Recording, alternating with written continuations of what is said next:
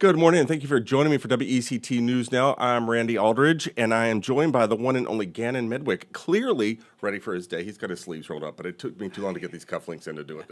So Yeah, you made an investment. I did. It did. The time investment meant that I couldn't roll them up. But hey, look, we're going to take a quick shot at something you're going to like. Can we pull that up, John? Okay. Look how beautiful it is at Carolina Beach today. Hey, yeah, even without full sun. Yeah. I hope everybody's sunscreen, and I see a green flag there by the lifeguard station. We had this pattern, Randy, where it was east-facing beaches were the more enhanced risk, but latest swell pattern favoring south-facing beaches for today. Best to keep an eye on it day to day, of course. That surf has responded to the hot air.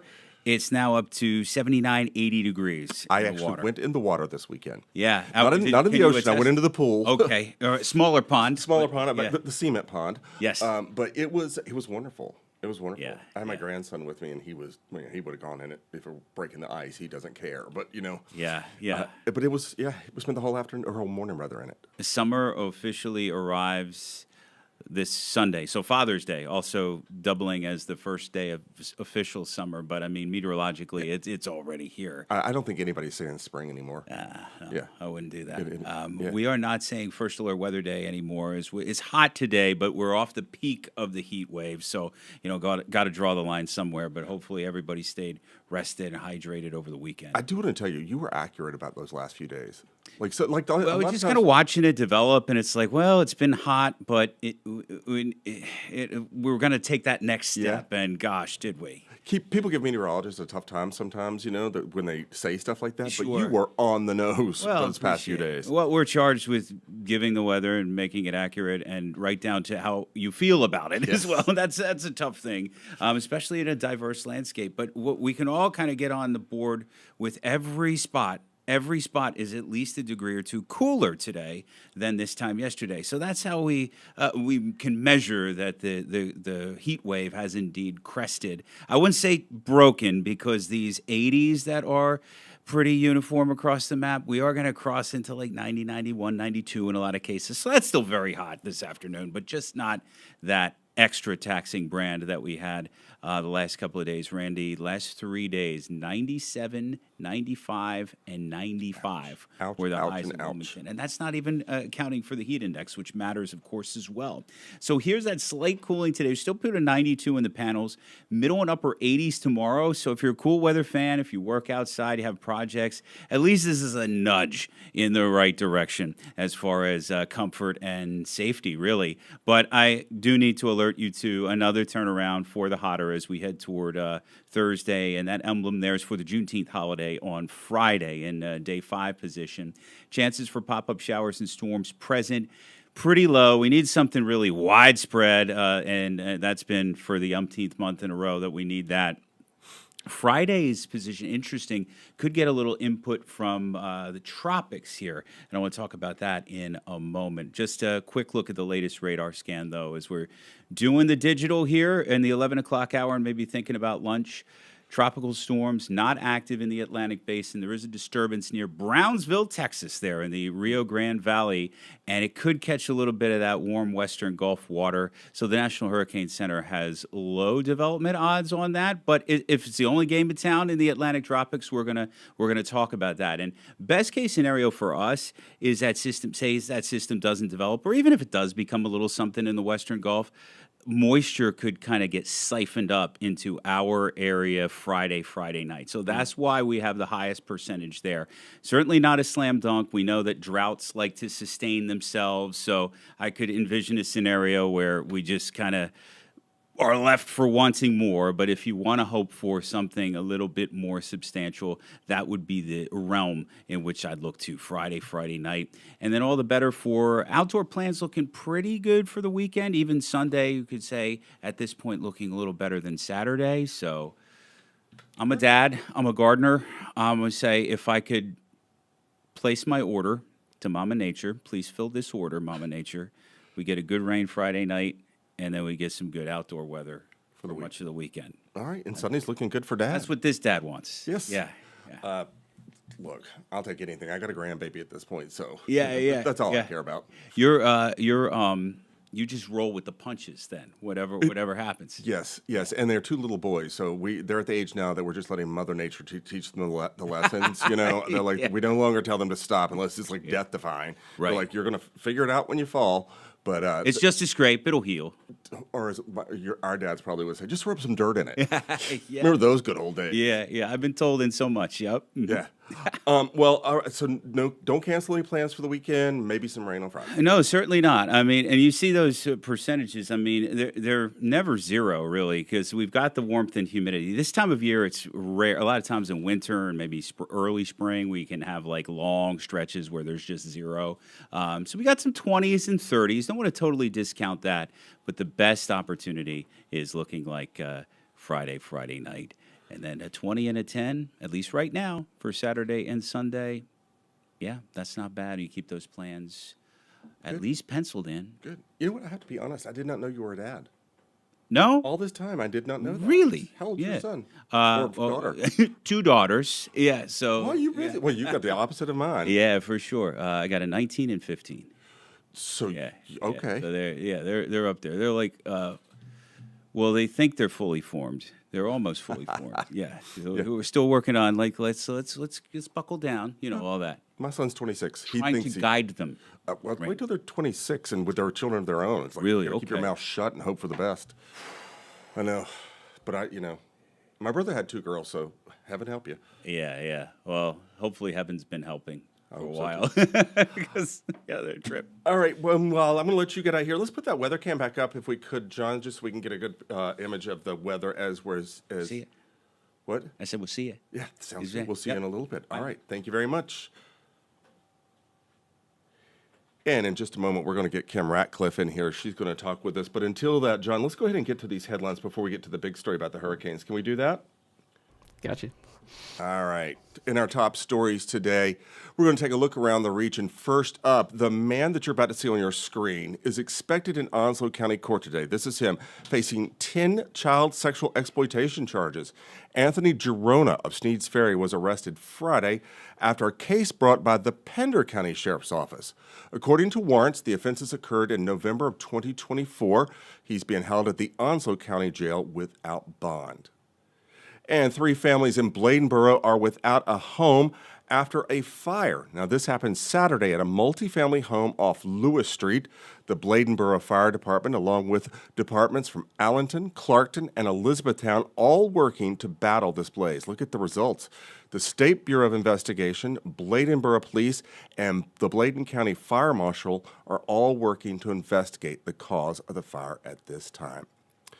And the search remains for a murder suspect who's considered armed and dangerous. This is in Columbus County. Investigators there saying they're looking for this man, 18-year-old Eric Martin.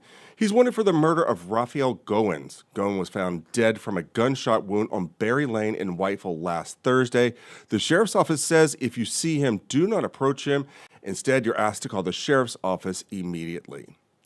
All right, you ready for this? This is such good news. Today, fans of the Carolina Hurricanes are celebrating the team accomplishing something that they have waited 2 decades to do. Jordan Stahl, you are the oldest player to win the Conn Smythe Trophy. Let's pull out of this for a minute. The Canes are the Stanley Cup champions for the first time since 2006. Brother Eric, a Stanley Cup champion, the first time. Let's pull out of that for just a minute. We've got another video here. It wasn't easy, by the way. The series against the Vegas Golden Knights went 6 games, and at one point the Canes were down 2, but it turned it around by winning 3 straight. And after years of making the playoffs, the Canes kept coming up short, but the fans, well, they started to ask if they would ever get over the hump, and of course they did.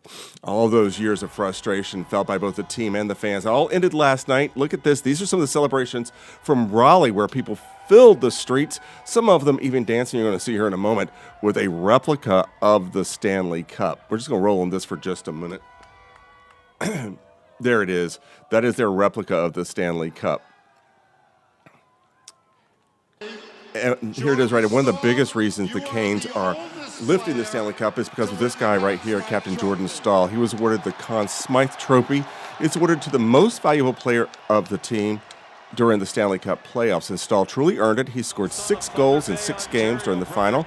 Stahl, who's 37, also the oldest person to ever win the trophy. He reflected on what this win and this championship means to him, the fans, and the franchise.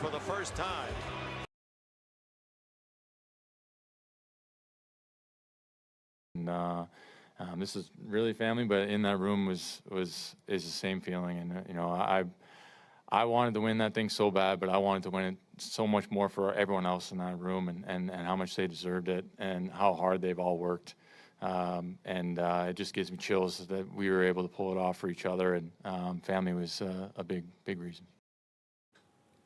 And Governor Josh Stein getting into the celebrating today and putting out this letter. It reads in part, "Please be advised that on Monday, June 15th, at the request of the red-bedecked North Carolina Governor's Office, blank should be granted an official excuse from all responsibilities that may interfere with celebrating the Carolina Hurricanes' win of the Stanley Cup." He also reminds everyone to wear red and to hydrate as you celebrate. Of course, all of this is in good fun. So speaking of good fun, I have got the one and only Kim Ratcliffe here with me. Hi. I'm happy to be here. We've been talking about the Canes all morning. I know. It's been exciting. Too bad is. we didn't get to stay up and watch it, though, right? I'll try to watch one of the games, and it didn't go well. So it's probably just as... And then it's the one they lost, the one I tried to watch, so it's just as well. So you're trying to help them out. Yes, pretty much. I get it. Pretty much. Now we move to soccer, so... I know. Yeah. Here we go. FIFA, here we go. What's going on at noon? Well, we actually have a car accident that I wanted to update everybody about. It's kind of just coming in, so just bear with me. Right. Here is a look at the accident here. It's on Highway 17 near the Highway 421 ramp. So this is going to be in Brunswick County if you're heading out of town as you're heading toward the Leland area. And it is causing backups, though, on the other bridges as well. Is this Max 3? Can we get Max? I think I might have just flown through it, though, so never mind. It's okay. The Brunswick County Sheriff's Office asking you to take I-140 as an alternate route as they are trying to clean this accident up. You can see on the right, it looks like somebody might have run off the road. Not really sure, because patrol's trying to get the information from law enforcement, of course, and emergency officials. But you see, police cars there, troopers' cars, Brunswick County Sheriff's deputies, ambulance, a lot going on. So the best advice, just avoid this area. If you are leaving town to head into Brunswick County, be better to use I-140 as an alternate route. Again, we're still trying to get some more information, more details on what is happening here. And that is just happening right now. Yeah, it just literally happened within the last few minutes, for sure. Also causing a lot of backups on the Cape Fear Memorial Bridge as well right now, really in both directions. Of course. So we'll definitely keep an eye on that. Just in time for lunch. Right, I know. Hopefully they can get that cleared up quickly. The other story I do have more coming up at noon, we're going to talk about prostate cancer. Oh. And there's a common test for that. It's called a PSA test, which is a blood test and measures the protein made by the prostate gland. The problem is these test results have mixed reviews because if you're notified that you do have high levels, it doesn't always necessarily mean that it is cancer. So health officials are going to talk a little bit more about why you should still pay attention to that and why they still think that that is a good test to determine if you do have prostate cancer or not. I feel like we're talking about cancer a lot these days. Which is fine with me because I want everybody to remember that pay attention to your body. And any test, go ahead and take it. Exactly. Whatever people recommend, because you want to find out early. You and I both. We can speak on this. You want to know. You want to know as soon as you can. Yeah, get those exams. Yeah, exactly. Exactly. All right, well, thanks for stopping in real quick with me. Thanks for that update. And remember, be careful if you're going out of New Hanover into Brunswick County. Yes. All right. Thank you very much, ma'am. Well, it has been a hot stretch of days here in North Carolina. Many people are hitting the water. For some, however, the thought of getting into the water is scary because, well, they just can't swim. It is officially Swim Week here at WECT, and today we're taking to one place that teaches people to swim no matter their age. It's Swim Week on Carolina in the Morning. Swim Week, sponsored by YMCA of Southeastern North Carolina. Hi, my name is Lindsay Hayes. I serve as the aquatics director at the Near Family YMCA, and we're going to talk a little bit about our adult swim programs. So Adults learning how to swim is something that is super common. There are a lot of adults that don't know how to swim or don't know how to properly swim, and that's kind of what we're here to do at the Y. So we always start our adult swim lessons with safety and character topics where we make sure it is safe to swim. So they are making sure that there's a certified lifeguard on duty and that they're not alone in the pool. So always having a buddy with them, whether they're at the pool, the lake, the ocean, never going and swimming by themselves is super important. Then we also teach them how to feel comfortable in the water. So making sure that when they're swimming, they're putting their face in, learning how to control their breathing, learning their body position in the water. We also teach them the same things that we would teach any of our other younger swimmers, how to float on their back. That is one of the most critical safety skills that anybody can learn in the water. It is a way to stay safe and also relax. We also go over beach safety a lot with our adults.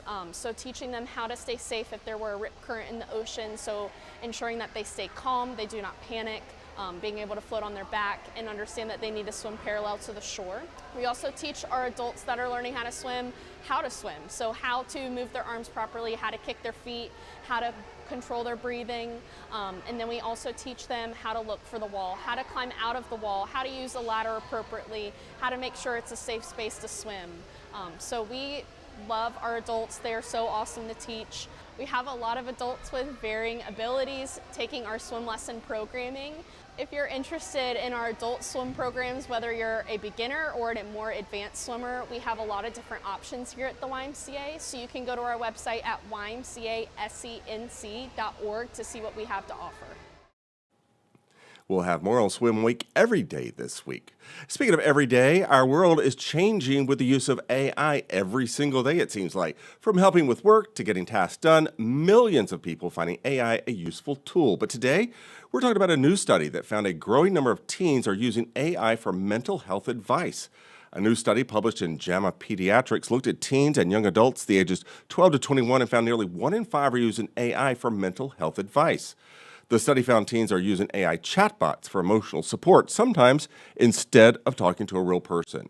Experts say that's concerning because a chatbot can sound confident and still be wrong. It can also miss important context clues and follow-up questions. So here's the biggest red flag. Many teenagers just don't tell anyone they're using it for mental health advice. And experts say in a crisis, that silence can turn dangerous fast.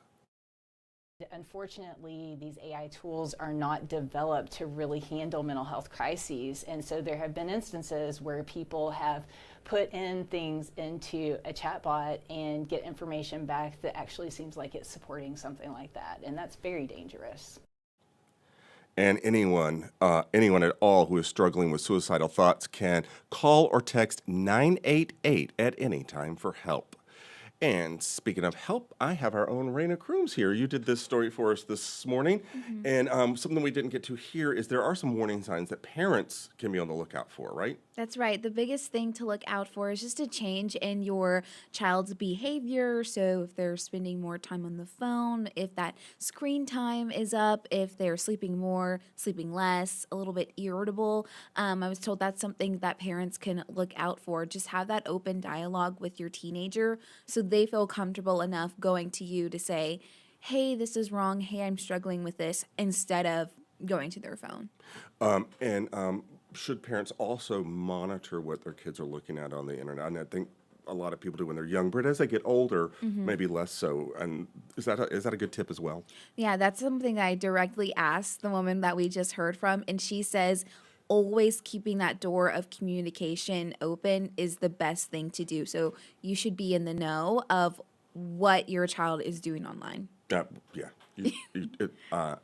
My son is too old for me to look anymore, but when he's a teenager, it's so difficult. It's so difficult to keep up with it. Yeah, it definitely is, especially with that age gap that teens have and parents have. It's hard for parents to be in the know. So I did a story similar to this back in January, and another tip I learned is talk to other parents, because teens are really smart. They're talking to each other. They're learning new ways to use technology that you may not know about, but another parent may. So talk to to other parents so you can stay in the loop. And they communicate in a different way. Like, I Exactly. don't understand a lot of things. Like my son's doing something like, I don't even know what that is. Yeah, they do communicate differently. So that's why I learned it's really just make your child feel comfortable coming to you so they can say anything, kind of create that judgment-free zone. So if something is going down and they really need you then, they know, okay, I can come to my mom, my dad, and they're going to help me out.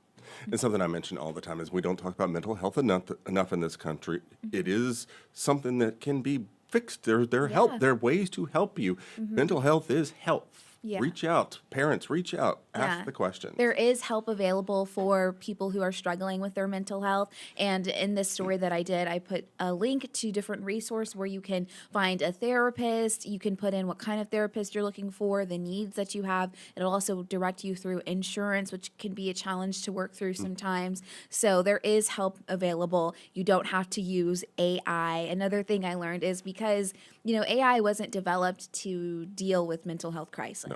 And so if someone is experiencing that and they're relying on AI, it's not necessarily the best thing. And AI sounds so real now. Like even like Alexa and Siri, like they talk back to you. It's just, and especially for a young mind, it must be really hard to figure out what's real and what's perhaps not. Yeah, and that's exactly what the expert that we just heard from, she told me that, the teenagers, their brains are still developing, so it can be really hard to decipher what's real, what's fake, what's opinion, what's fact. And so it's confusing for them. And so that's why it's really important to establish those real relationships first, and then you can use AI as a supporting tool, but not the only tool. Right. Don't ask Alexa for this kind of help, right? Yeah. All right. Speaking of questions, you've got an interesting story you're working on. Yeah. So I am working on a story about the Senior Resource Center. Right now, they are in need of more volunteers, kind of for everything, but specifically for their meal delivery program. So I was there a few days ago, and they provide over 750 meals to seniors in New Hanover County. Per day. Yep. That's per a day, lot. Monday through Friday, and they need more drivers to help deliver these meals. There's 42 different routes, and they're asking for some support.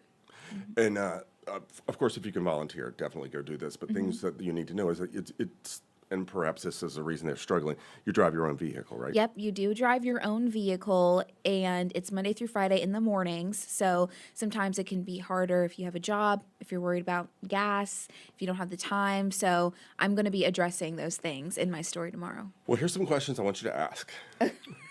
Okay, do you have to commit? I've already done the interview. Well, then you might be able to answer this a little bit. Okay, do you have to commit to 5 days? You do not. You do not have to commit to 5 days. You can do once a week, once a month. Just kind of they're looking for people who can be committed, but it does not have to be every single day. And when you're asking me to carry meals in my automobile, how does that work? So they are packaged up in these cooler things. I don't know exactly the name of them, but they're packaged away. Like those bags that the pizza comes in? Yes, that. They're packaged away, and then you drive through, and they put them in your trunk. Okay, good. And then you'll have your route, so you'll have a neighborhood or something, and then from there, all your stops will be in that same area. And a question I know that a lot of people will ask is, are there safety concerns with any of this? So you do have to get a background check before you do it. You have to be at least 18 years old, and you also have to go through a little course before you're able to do it. That's right. And these people not only have to depend upon the food, but they like a visit in a lot of cases. Yeah, what I learned is it's really more than just a meal for them. A lot of them, this is their only interaction of the whole day. They may not see anyone else. They may live alone unless they go to the doctor's office. They're not talking to anybody else. And so, it's really a good positive experience, and they're getting the nutrition that they need. It's also a little bit of a safety check for these senior citizens. Somebody's making sure they That answer they're the okay. door. Yeah, which is definitely. important. I have and my father's elderly. He doesn't get the Meals on Wheels, but it's nice to have somebody Someone's lay there. eyes on him every day. Exactly. Sometimes they get the mail for them, bring in the trash for them. They're just there to talk to. So someone's laying eyes, giving them what they need. And lots of people in our community are in need right now. Well, I appreciate that. Thanks so much. I'm looking forward to this. I want to hear more. I You're appreciate it. All right, we're going to move on right now. We're going to turn to news from around the state and the region. We're going to begin with a subject that the city of Wilmington is already trying to tackle. North Carolina lawmakers once again considering a statewide ban on homeless encampments. A Senate committee revived legislation that would prohibit unauthorized camping or sleeping on public property unless a city or county creates a designated site that meets health and safety requirements. Supporters say it would address growing encampments across the state, while critics are arguing that it criminalizes homelessness. The proposal still faces several hurdles before it becomes law.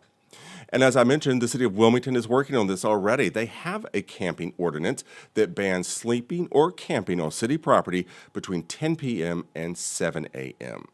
Going to move to South Carolina right now, where next year every single public school will be required to have a written response plan for cardiac emergencies. It's called the Smart Heart Act, and it's meant to protect everyone involved in athletic events.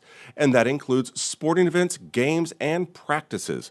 Under the law, which takes effect July 1st, public schools in South Carolina will be required to have a written plan for cardiac emergencies with practice drills, including practice drills. Schools must all have AEDs on hand at sporting events, and coaches need to be trained in CPR, first aid, and AED use. It also gives a lot of comfortability to parents, because now you're more comfortable about your son or daughter being in this heat with knowing all these rules being around, rather just having them out here and not knowing where's the closest AED, who's on the field that's certified for CPR. I remember how hot it was practicing in the summer, so this is good news. All the schools in South Carolina will need to have mandated rules in placement for the 27-28 school year. The state will help fund the mandated equipment for all districts. And it's been a busy weekend for news coming out of Washington. The president's celebrating his birthday, his 80th birthday, with a UFC match in front of the White House. This comes as news was breaking about a potential peace deal for Iran. Alice Barr reports on the latest deal before the president arrives at the G7 summit in France. President Trump traveling to the G7 in France today to meet with top allies, just as he's announced a deal reached with Iran that he says will end the U.S. blockade of the Strait of Hormuz and reopen the strait when it's signed on Friday, saying oil will flow. Mediator Pakistan's prime minister wrote that both sides agreed to immediately and permanently end the fighting on all fronts, including in Lebanon. While Iranian state media reports the deal has 14 points, including Iran reaffirming its commitment to not produce nuclear weapons, while billions of dollars in Iranian funds are unfrozen. Democrats comparing it to the Obama-era nuclear deal. We're getting basically less than what we had under the JCPOA, which President Trump walked away from. Defense Secretary Pete Hegseth said the U.S. has now proven it will use military force. Obama, they begged Iran for a deal, and we bombed Iran. Here in Geneva, businesses boarded up ahead of major anti-G7 protests, voicing frustration over the Middle East, the economy, and environmental protections.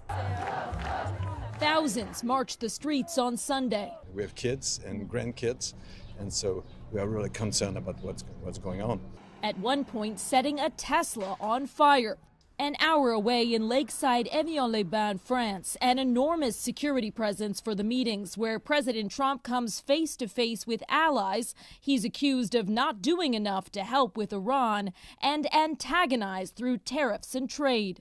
The president tackling tensions on the world stage straight from a very different arena where he celebrated his 80th birthday Sunday with an unprecedented UFC fight night on the White House South Lawn, part of America's 250th anniversary events as the nation faces a new era of global challenges.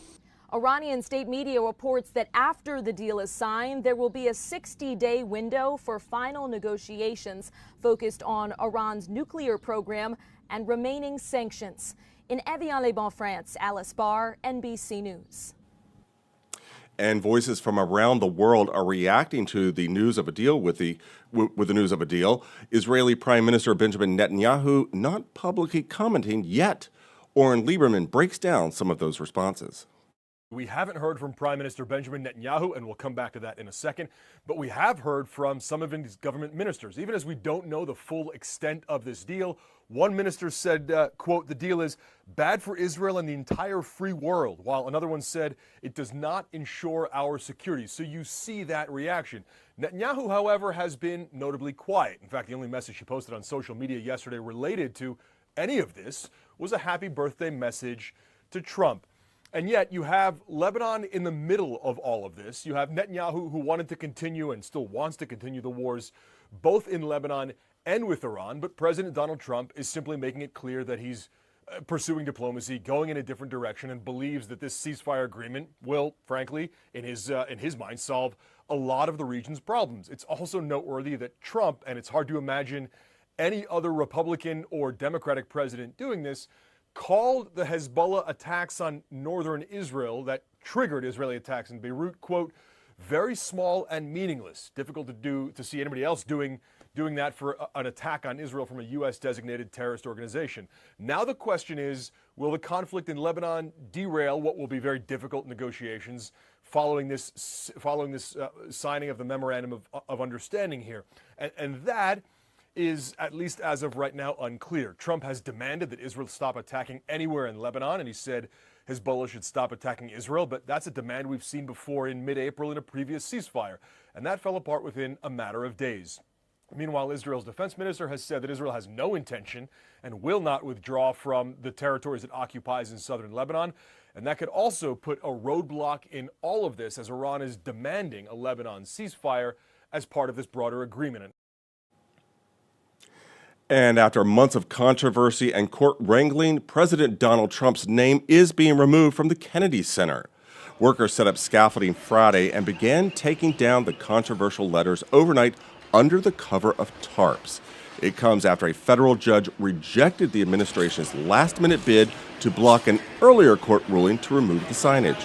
U.S. District Judge Christopher Cooper ruled in late May that the president's name had to be stripped from the building, saying that only Congress has the power to change the name of the living monument to John Fitzgerald Kennedy. And we've got a couple of health alerts for you this morning. First up, a baby formula recall to warn you about. Nara Organics is voluntarily recalling all lots of Nara Organics powdered infant formula that's currently on the market. The company says the move is out of an abundance of caution due to the potential risk of botulism. The formula was distributed nationally across Target retail stores and other platforms. At least 3 infants in different states have been hospitalized in connection to this recall.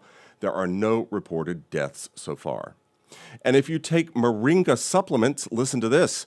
A recall is growing after the company found even more of its products may carry salmonella.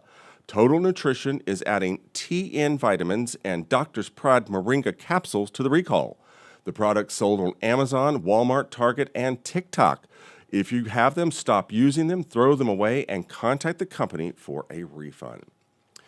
Back here at home, the celebrations for Juneteenth have already begun across the Cape here, including in Wilmington.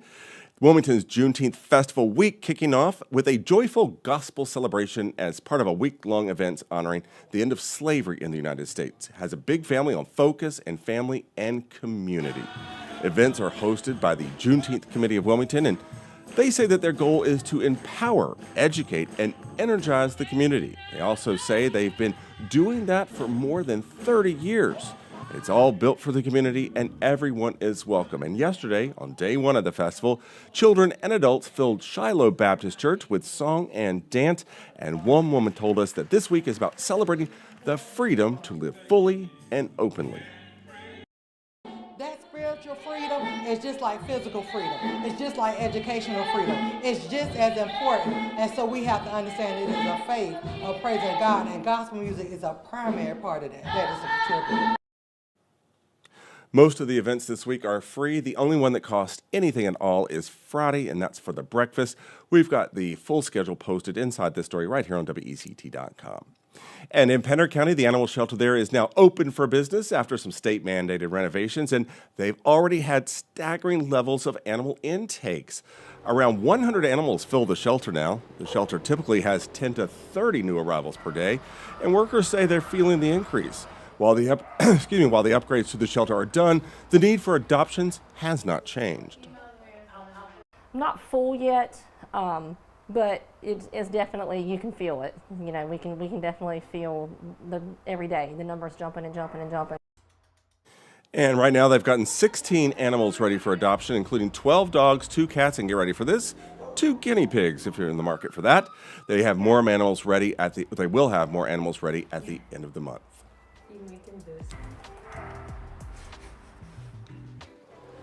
Taking a look at what's trending today, we've got a look inside the newly finished Scotts Hill Medical Center. We've been talking about this for a while. This is inside the New Hanover County's first new hospital in decades.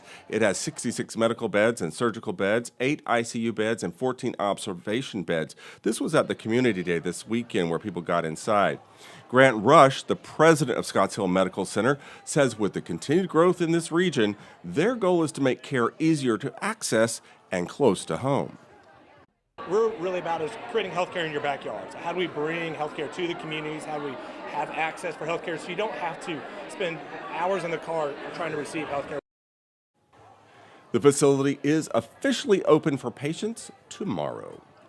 And evidently, a lot of you are planning on doing some boating. Trending today, officials are reminding boaters that a fun day on the water starts with safety. State wildlife officials say always have life jackets for everyone on board.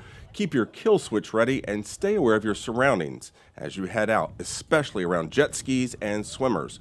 One of the biggest issues is boaters simply not knowing the rules. In North Carolina, it is state law that someone on board has to have completed a boating safety course.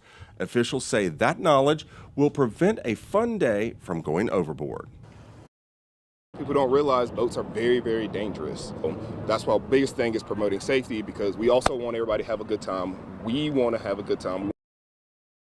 For more information about how to stay safe on the water, look up this story right here on our website.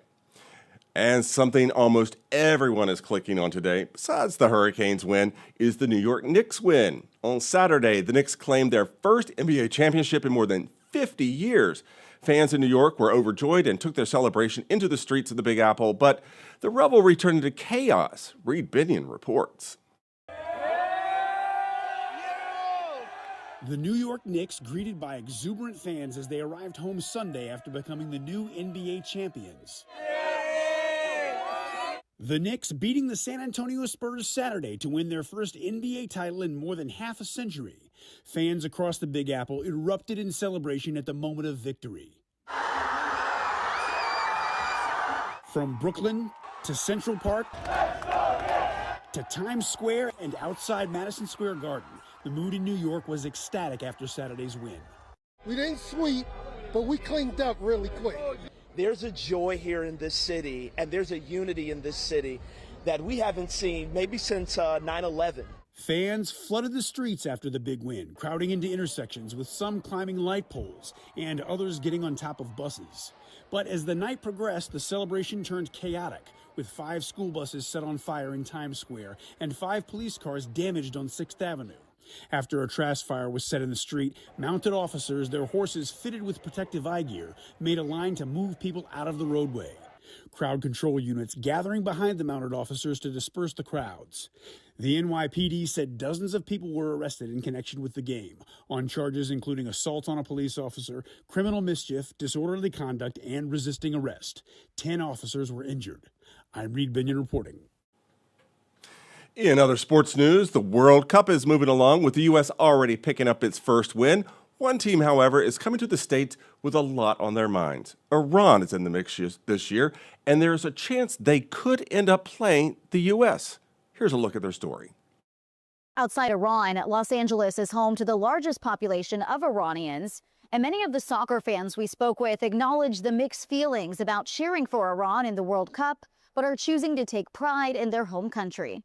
I'm super excited. We're going to cheer for Iran. With news of a peace deal and the Iranian national team set to play their first match in this year's World Cup, Iranian Americans have a lot to cheer for, but aren't celebrating yet. Everybody I know is very skeptical. The Iranian national team arrived in California Sunday after leaving their training camp in Mexico, where it was relocated from Arizona because of visa complications, security concerns, and more. We were worried that they might not be able to come. But opinions are divided across LA as some Iranians argue the national team represents the regime. But I've told all of them, I guarantee you, when Iran scores the first goal against New Zealand, everybody, including you guys, will jump. When asked about possible protests outside the stadium, Iran's head coach and team captains say they respect all Iranians. We're here to play football, and football can always unite all factions. Despite the large Iranian population in Los Angeles, there are still plenty of tickets available for Monday's game. Iran's Football Federation accused FIFA of revoking its ticket allocation for Iranian fans, who likely would have been denied visas anyways due to the current travel ban instated by President Trump. Hopefully they win. And there is a chance Iran and the U.S. could face off in this tournament. If they both finish second in their group, they'll play each other in Arlington, Texas on July 3rd for what's sure to be a highly charged game. In Los Angeles, Rebecca Castor, Fox News. And we're going to take a look at some things that are trending right now on the big board. This has been moving around quite a bit since we've been in here. I want to pull up for you some of the top stories. We mentioned this earlier today. There is a traffic alert. This is that crash in Brunswick County that's impacting traffic. This is on Highway 17 near the 421 ramp. The left southbound lane is still closed. You should expect delays and consider using I-140. Also, people are talking about this.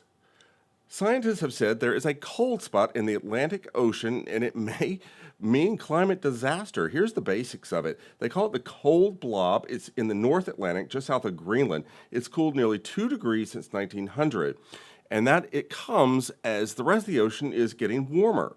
They don't really know what this is, but the data suggests that it indicates AMOC weakening. That is the Atlantic Meridional Overturning Circulation. I hope I said that right. I'm not a scientist, I promise. So I'd say that that's because human activity has caused warming that is melting the ice cap, leading to an infusion of cold, fresh water, and that's disrupting the balance. You can read all about that here on our website. Also, this is something people talked about for a long, long time.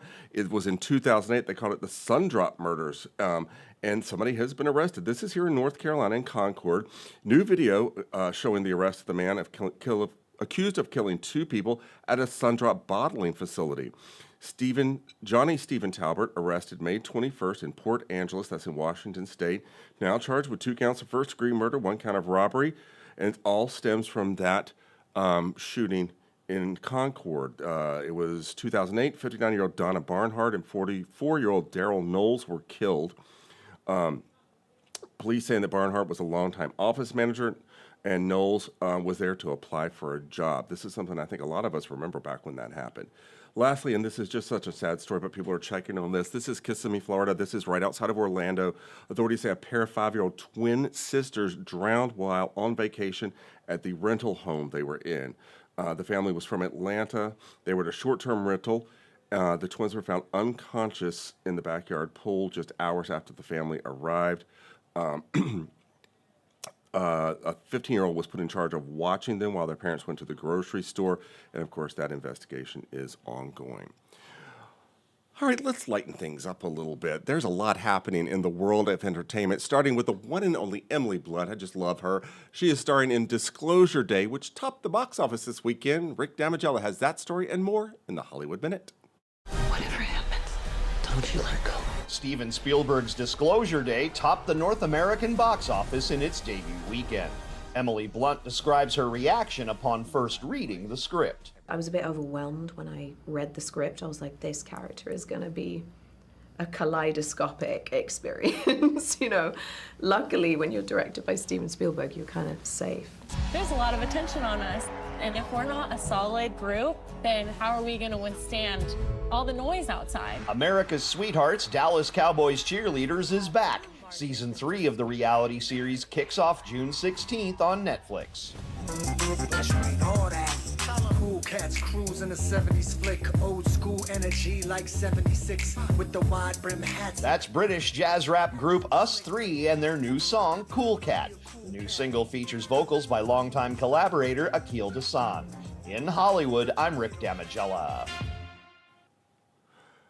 John, have you ever heard of that person? No. I have no idea why that was thrown in there. That seems very niche. All right, everybody. this is something I think we'll all understand. Toy Story 5. It's coming to movie theaters this week. It's been around for a long time, however. Rick Damigella is back with us, looking at the history of the Toy Story film franchise. There seems to be no sign of intelligent life anywhere. Hello? November 1995 saw the release of the feature film debut of an animation studio named Pixar. Toy Story would go on to make over $400 million at the global box office, receiving 3 Oscar nominations and a Special Achievement Academy Award. Woody was kidnapped. Toy Story 2 followed in November of 1999. The sequel scored more than $497 million worldwide and 1 Oscar nomination. We all knew this day was coming. Andy's Toys returned to theaters in June 2010. Toy Story 3 broke the billion-dollar barrier at the worldwide box office and received 5 Oscar nominations, winning for animated feature film and original song for Randy Newman. What'll we do, Buzz? What would Woody do? Jump out of a moving vehicle? Let's go! Toy Story 4 arrived in June of 2019. The movie marks the franchise's biggest box office winner with over $1.07 billion in ticket sales worldwide. Its 2 Oscar nominations included a win for Best Animated Feature. It's good to be back. And the toys are back in town in 2026. Deadline reports Toy Story 5 is tracking to open with an estimated $150 million in North America, while Box Office Pro says it could open higher at $175 million. Either number would put it ahead of Toy Story 4's franchise opening weekend record of $121 million domestic. In Hollywood, I'm Rick Damigella. So I was just looking this up about their Oscar wins. Toy Story 1 did win a Special Achievement Award. Toy Story 2 got 0 wins, but was nominated only for Best Original Song, which was When She Loved Me. Toy Story 3 won Best Animated Feature and Best Original Song for We Belong Together, remember that? And Toy Story 4 won Best Animated Feature. And this year, the person singing the song, do you know this, John? I heard it was Taylor Swift. It is Taylor Swift. She's got the theme song. I bet she is gunning for an Oscar. I mean, yeah, I think so. Yeah. But it's also the 5th movie, so... It is? You don't get this chance very often, but it is the most... I think it's the most made Pixar movie with five episodes. And you said something about the first one that I didn't know, right? What? About it went from 2D animation? Oh, like Disney was making their 2D animated renaissance in the early 90s, and then after Pixar came out, they're like, oh, let's make 3D movies. So. Oh, there you go. There you go. And we didn't get to this story last week, but at the premiere of it, Taylor Swift went, and everybody was there. Tom Hanks and I can't remember all the people that are all the originals. They've been voicing these movies the whole time. Mm-hmm. But she brought as her purse her autographed VCR tape of Toy Story that Tom Hanks had autographed for her way back when, and she carried that like it was her purse. That's great. That's great. I know. Only Taylor Swift could get away with that. Yeah. You know. Do you love the movies? I love the first 3. I didn't like the 4th one as much, but the 3rd one. Really, nobody did. It got the 3rd 0 nominations. The 3rd one's probably the best one. You think? Yeah. Are you going to see this one? I'll go see it. Yeah. Yeah. I'll probably watch this when it gets to my home. Yeah. Disney Plus. Yeah, Disney Plus. Yeah. Yes, I probably will stick to it on that. But I loved that first one. Yeah. It's true. All kids think that. You think your toys come alive when you're not watching. Well, okay, so the first one came out when I was a kid, so yeah. So it was fun. It was fun. Especially, I really like the army men walking around. I forgot about that. Yeah. It came out when I was 29. Okay. So yeah. I haven't seen a lot of the other ones, but I am going to watch this one. Yeah. I really want to. All right. Speaking of things to see and be seen, that does it for me and John today. I may actually go home and watch the original Toy Story. We hope you have a great afternoon. We'll see you tomorrow.